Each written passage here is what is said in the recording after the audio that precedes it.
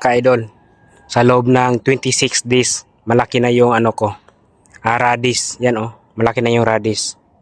Pero kung napapansin mo dito mga ka-idol, meron na siyang laman. Okay, meron na siyang laman. Papakita ko sa inyo ha. Yan oh, laman niya oh, nagkaroon ng laman. Hindi nga lang sila sabay-sabay. Ayan, malaki na yung laman. Tapos ito, maliit pa, nasa ilalim pa oh. Okay, ito meron na. Ayan, meron ng laman. Good news talaga ito mga ka-idol. Meron siyang laman. Dito mo mapapansin mga ka-idol kapag may laman na. Una, natutuyo na yung dahon sa baba. Yung pinakababa niya, tuyo na. Ayan, tapos dito, ayan, may laman na din to oh. Ilalim. Ito may laman lumabas. Ganito talaga yan mga ka-idol. Ang laman niya ay lumabas talaga. Yan oh.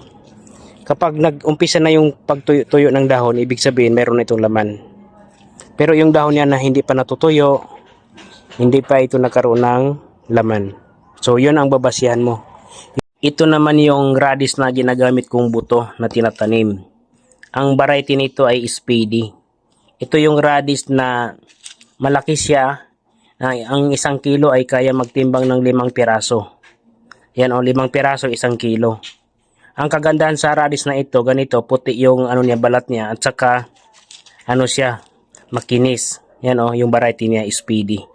At saka malusog, hindi siya na malambot na ano, tulad sa ibang variety ay malambot. Ito hindi. Ayan mga ka-idol, kung gusto niyo bumili ng buto ay nasa yellow basket. Pindutin yung link dyan sa baba, no? Pipindutin niyo yan. Pwede kayo makabili ng buto ng radish dyan. Ganito yan oh. Okay.